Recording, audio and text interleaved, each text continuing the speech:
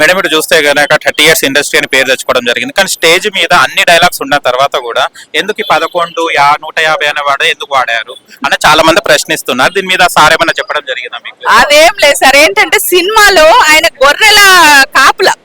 గొర్రెల కాసే అతనా, లేకపోతే నేను సినిమా చూడలేదు కదా, గొర్రెల కాసే అతనా లేదంటే గొర్రెలకి ఈయనకి ఏమన్నా సంబంధం ఉందా, ఆ మూవీలో అసలు ఏం క్యారెక్టర్ ఇచ్చారో గొర్రెలకి ఈయనకి ఏం సంబంధం ఉందో మనకు తెలియదు. రేపు సినిమా వస్తే చూస్తే తెలుస్తుంది. కాబట్టి ఏంటంటే ఆ సినిమాలో ఆయన క్యారెక్టర్ ఆయన స్టేజ్ మీద చెప్పారు అంతే. ఆయన చేసిన క్యారెక్టర్ స్టేజ్ మీద చెప్పారు. విన్న వాళ్ళు ఏంటంటే అది ఇంకోలాగా తీసుకున్నారు అంతే. అది ఎలాంటి ఫోన్ కాల్స్ వస్తున్నాయి, ఏమేమంటున్నారు అంటే ఫోన్లు చేసి చాలా మంది బూతులు మాట్లాడుతున్నారండి, చాలా బూతులు. నేను ఫోన్ ఎత్తానంటే ఎవరివే నువ్వు అన్నట్టు, అంటే ఇంకా పచ్చి బూతులు. నేను బూతులు మాట్లాడాను, మళ్ళీ చెప్తున్నా, ఆడవాళ్ళే ఉండాలి. చాలా మంది మాట్లాడుతున్నారు, నేను ఎప్పుడు మాట్లాడలేదు, అందరు నన్ను క్షమించాలి. కానీ చాలా బూతులు మాట్లాడుతున్నారండి. లేడీస్ అని లేదు, ఏం లేదు, వాడికి ఇవ్వవే, ఏం చేస్తున్నవే, అలాగే ఇంకా చాలా లెక్కలైనట్టు మాట్లాడుతున్నారు. అది కరెక్ట్ కాదు. ఫోన్ మాట్లాడాలా, ఏమన్నా మాట్లాడాలంటే ఇప్పుడు ఫస్ట్ ఎవరు పెట్టారో అతను ఎవరో నిజంగా ముందుకొస్తే చంపలు వాయించేంత కోపం వస్తుంది. కరెక్ట్ కాదు. ఒకరి నెంబర్ పబ్లిక్ లో పెట్టడం అనేది చాలా తప్పది.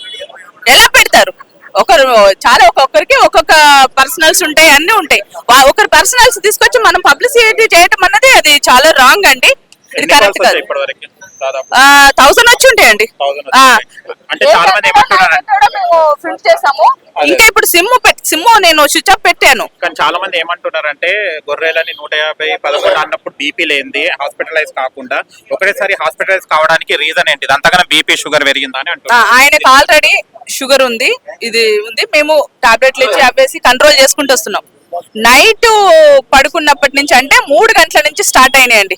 ఫోన్ మాట్లాడి ఇంకా మాటలు చెప్పాలంటే అమ్మ బూతులు, ఇంకా మీ తల్లి ఏంటిది, నీ పెళ్ళం ఏంటిది, అన్ని ఇంకా అసలు ఆడదాన్ని ఇంకా నగ్నంగా మన తల్లి కడుపులోకి వెళ్ళి పుడితే ఎలాగో మాట్లాడతారో అంత ఇదిగా బూతులు మాట్లాడారు. అది వాళ్ళ అమ్మగారిని తిట్టడం, పిల్లలని తిట్టడం, భార్యను తిట్టడం, సో అతన్ని కూడా అసహ్యంగా తిట్టడం.